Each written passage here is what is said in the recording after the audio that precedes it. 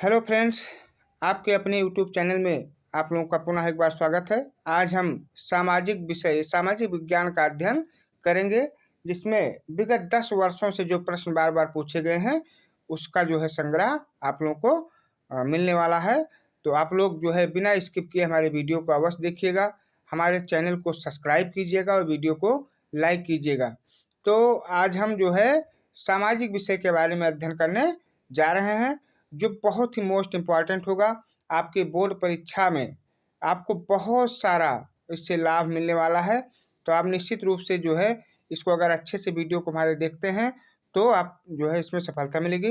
पहला प्रश्न इसमें आ गया, इनमें से किस वर्ष में फ्रांस में नागरिक संहिता, जिसे नेपोलियन की संहिता के नाम से भी जाना जाता है, का उदय हुआ? ऑप्शन ए में दिया गया 1800 ईस्वी, बी 1802 ईस्वी, सी 1804 ईस्वी और डी 1806 ईस्वी। तो मुझे इसमें 4 ऑप्शन मिलते हैं, चारों में से हमारा एक ऑप्शन सही होता है और उसी को मुझे लिखना होता है, क्योंकि हमें चारों ऑप्शन में से सबसे पहले पता लगाना होता है कि कौन सा ऑप्शन हमारा सही है। तो पहले का हमारा ऑप्शन सी सही है, 1804 ईस्वी। तो इसमें जो है हमारा 1804 ईस्वी ही सही है, तो ऑप्शन सी को हमने सही कर दिया। अगला प्रश्न लेते हैं, यंग इटली सोसाइटी का संस्थापक कौन था? यंग इटली सोसाइटी का संस्थापक कौन था?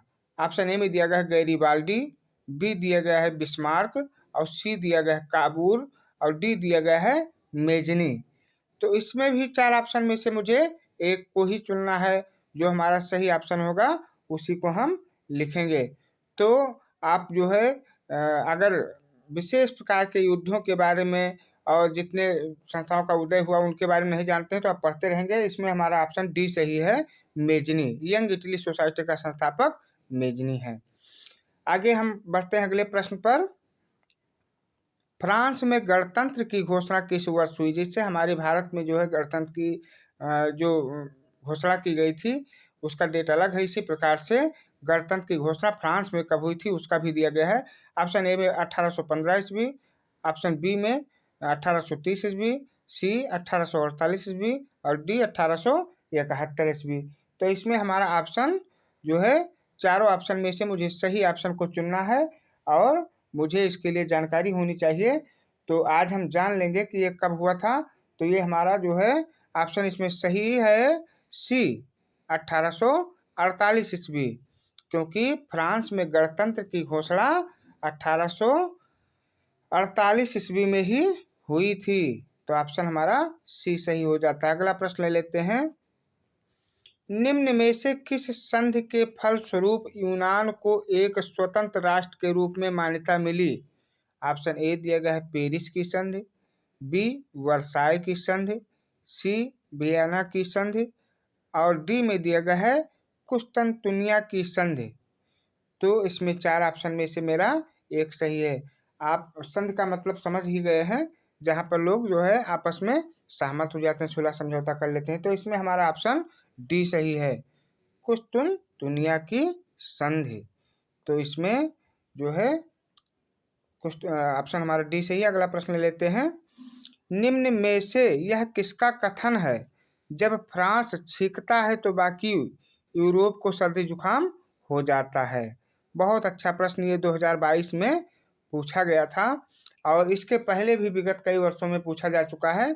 इसमें जो है ऑप्शन ए में दिया गया है मैटरनिक, ऑप्शन बी में दिया गया है काबूल, सी में दिया गया है बिस्मार्क और डी में दिया गया है मेस्सिनी। तो इसमें भी मुझे सही आंसर चुनना है।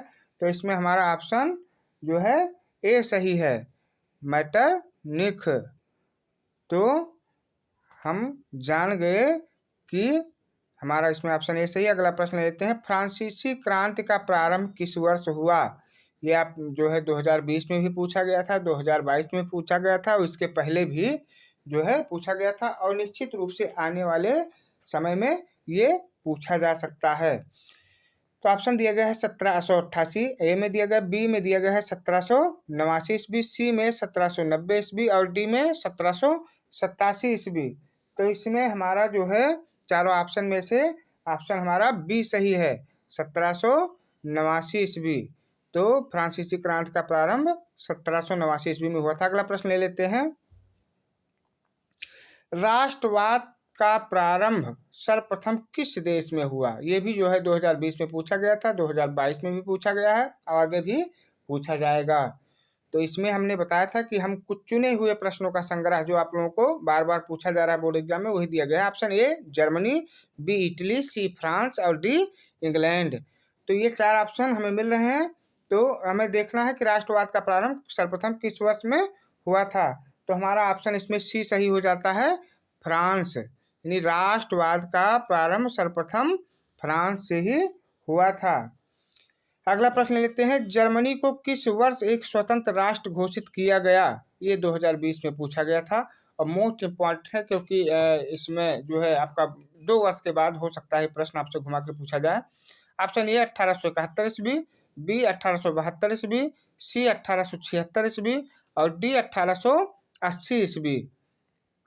तो इसमें चारों ऑप्शन में से मुझे सही को चुनना है। तो इसमें हमारा ऑप्शन ए सही हो जाता है, 1871 ईस्वी। जर्मनी को किस वर्ष स्वतंत्र राष्ट्र घोषित किया गया था? तो ये 1871 में हुआ था। अगला प्रश्न ले लेते हैं हम। जर्मनी के एकीकरण में मुख्य भूमिका किसकी थी? बहुत अच्छा प्रश्न ये 2020, 21, 22 ये बार बार पूछा गया है और आने वाले समय में निश्चित रूप से आने वाला है। तो आइए इसको हम पढ़ते हैं। ऑटो वान बिस्मार्क ए में दिया गया है, बी में दिया गया है काइजर विलियम प्रथम, सी हिटलर और डी मेस्सिनी। तो इसमें हमें ऑप्शन सही को चुन करके लिखना है। तो इसमें हमारा ऑप्शन ए सही हो जाता है, ऑटो वान बिस्मार्क। ये जर्मनी के एकीकरण की मुख्य भूमिका इन्हीं की थी। तो अगला प्रश्न हम ले लेते हैं जो मोस्ट इम्पॉर्टेंट है। नेपोलियन का संबंध किस देश से था? 2020 में पूछा गया था। बड़ा अच्छा प्रश्न है, आगे भी पूछा जा सकता है। Option A Germany, B Italy, C France और डी इंग्लैंड। तो इसमें से मुझे सही ऑप्शन को चुन करके लिखना होता है और वही हम करेंगे। तो मुझे जो है इसमें से ऑप्शन को चुन लेना है और इसमें ऑप्शन हमारा सी सही है, फ्रांस। नेपोलियन का संबंध किस देश से था? तो आपको जवाब में देना है फ्रांस। तो ऑप्शन इसमें हमारा सी सही हो जाता है और उसी पर हम टिक कर देते हैं। अगला प्रश्न ले लेते हैं हम। इटली का एकीकरण किसके नेतृत्व में किया गया? नेतृत्व मीन्स अगुवाई में। ये 2020 में पूछा गया था। तो अब जो है ऑप्शन इसमें दिया गया है वो 2019 में, 17 में और विभिन्न प्रकार में पूछा गया है। आगे हम बढ़ते हैं। जुसेप्पे गैरिबाल्डी, ऑटो वान बिस्मार्क, सी में दिया गया नेपोलियन बी और डी में विलियम प्रथम। तो इसमें मुझे सही ऑप्शन को चुनना है और चुन करके लिख देना है और ये इम्पॉर्टेंट क्वेश्चन है। तो इसमें हमारा ऑप्शन ए सही हो जाता है, जुसेप्पे गैरिबाल्डी। तो ये 2017, 18, 19, 2020, 22 में पूछा गया। अगला प्रश्न लेते हैं।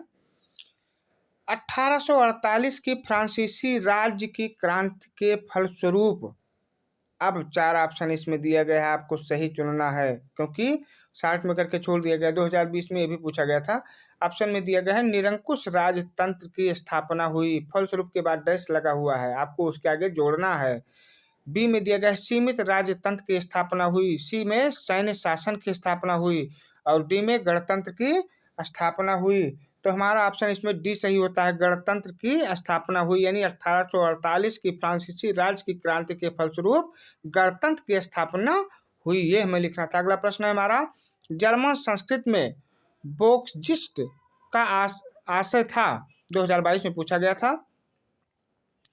तो ऑप्शन ए में दिया गया राष्ट्र, बी संविधान, सी आम जनता और डी संसद।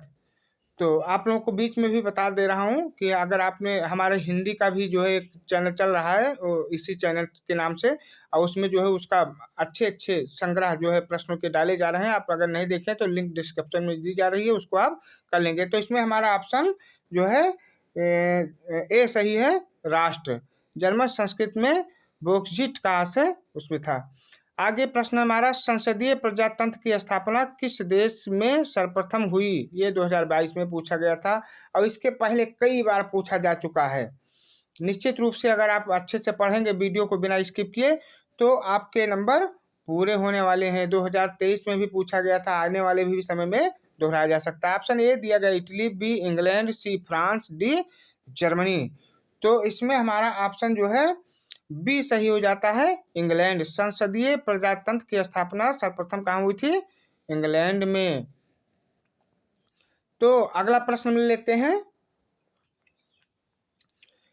जुसेप्पे मेत्सनी द्वारा स्थापित गुप्त संगठन था, यानी उन्होंने किस संगठन का जो है को स्थापित किया था? 2022 में पूछा गया था। ऑप्शन ए में Young Italy, B Young France, C Young Prussia और डी यंग जर्मनी। तो इसमें मुझे सही ऑप्शन को चुनना है और उसी पर मुझे टिक करना है। तो इसमें हमारा ऑप्शन ए सही है, यंग इटली। यंग इटली की यही गुप्त संगठन था जिसको जुसेप्पे ने स्थापित किया था। अगला प्रश्न ले लेते हैं। नेपोलियन की पराजय कब हुई? 2022 में यह भी पूछा गया था। नेपोलियन की पराजय कब हुई? Option A 1814, B 1815, C 1816, D 1817। यानी अब आपको बताना है कि नेपोलियन की पराजय कब हुई। तो नेपोलियन का अध्ययन करने तो आप बोर्ड परीक्षा छोड़कर जाएंगे नहीं, मुझे सही चुनना है। तो आप अच्छे से पढ़ते रहें और जान लेना है। तो ऑप्शन हमारा इसमें बी सही हो जाता है, 1815 में। तो आप आज जान गए और निश्चित रूप से याद रखेंगे, जिससे आपको बोर्ड परीक्षा में कोई परेशानी न हो। अगला प्रश्न ले लेते हैं। ऑटो वन बिस्मार्क का संबंध किस देश से था? Option A Italy, B Germany, C France, D Britain. तो मुझे जो है इसमें भी सही ऑप्शन को चुनना है। ऑटो वन बिस्मार्क का संबंध किस देश से था, यानी किस देश से वो संबंध रखता था? तो चारों ऑप्शन आपके सामने हैं और मुझे इसमें सही ऑप्शन को चुनना है। तो ऑप्शन हमारा इसमें बी सही है, जर्मनी से, क्योंकि ऑटो वन बिस्मार्क जो है जर्मनी से ही बिलोंग करता था। अगला प्रश्न की तरफ हम बढ़ते हैं। तो आपको बता दे रहे हैं कि मोस्ट इंपॉर्टेंट क्वेश्चन है, उसको आप जरूर अच्छे से बैठा लीजिएगा दिमाग में। निम्नलिखित में से किसे 1871 में जर्मनी का प्रथम सम्राट घोषित किया गया था? बहुत मोस्ट इंपॉर्टेंट क्वेश्चन है। ऑप्शन ए में दिया गया है विलियम प्रथम, बी विलियम द्वितीय और सी फ्रेडरिक विल्हेम प्रथम और डी फ्रेडरिक विल्हेम चतुर्थ। और ये 2022 में पूछा गया था और इसके पहले कई बार पूछा जा चुका है। तो मुझे निश्चित रूप से इसको अच्छे से दिमाग में बैठा लेना है। ऑप्शन हमारा इसमें ए सही है, विलियम प्रथम। तो ऑप्शन हमारा ए सही है, इस पर हम टिक कर लेते हैं। अगले प्रश्न की तरफ जो है चलते हैं हम। 1789 में फ्रांस किस प्रकार का राज्य था? बहुत अच्छा प्रश्न है। 2022 में 23 में ये जो है दोहराया जा चुका है। ये दिया गया ए में असीमित राजतंत्र, बी सीमित राजतंत्र, सी प्रजातंत्र और डी गणतंत्र। तो मुझे जो है इसमें से सही उत्तर को चुन करके लगा देना है। तो हमारा जो है इसमें ऑप्शन बी सही हो जाता है, सीमित राजतंत्र, क्योंकि उस समय फ्रांस जो था वो सीमित राजतंत्र का प्रकार था। आगे बढ़ते हैं। इंग्लैंड की गौरव में क्रांति कब हुई? ऑप्शन ए में दिया गया है 1688 ईस्वी और बी में दिया गया है 1707 ईस्वी, सी में 1801 ईस्वी और डी में 1840 ईस्वी। तो इंग्लैंड की गौरव में क्रांति कब हुई थी? तो आपको इसी को जो है सही ऑप्शन चुन करके लिख देना है। तो इसमें हमारा ऑप्शन ये सही है, 1688 ईस्वी में ही हुई थी।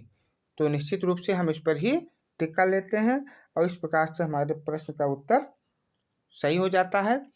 तो आप सभी को मैं एक बार पुनः बताना चाहता हूं कि हमारा जो हिंदी का मोस्ट इम्पॉर्टेंट क्वेश्चन सीरीज चल रहा है उसकी लिंक डिस्क्रिप्शन में दी जा रही है। अगर आपने अभी तक नहीं देखा है तो उस लिंक को टच करके उस वीडियो को देख सकते हैं और हमारे चैनल को सब्सक्राइब कर लीजिएगा, जिससे आने वाले बोर्ड परीक्षा संबंधित बहुत सारे प्रश्नों के जवाब आपको मिलने वाले हैं और जो परीक्षा में आपको निश्चित रूप से एक बिल्कुल टॉपर बनाने के लिए जो है एक श्रृंखला तैयार होती जा रही है। और थोड़ा सा मेहनत आप कर लेंगे तो आप जो है निश्चित रूप से परीक्षा में अच्छे मार्क्स प्राप्त कर सकते हैं। तो आप लोगों को बहुत बहुत धन्यवाद।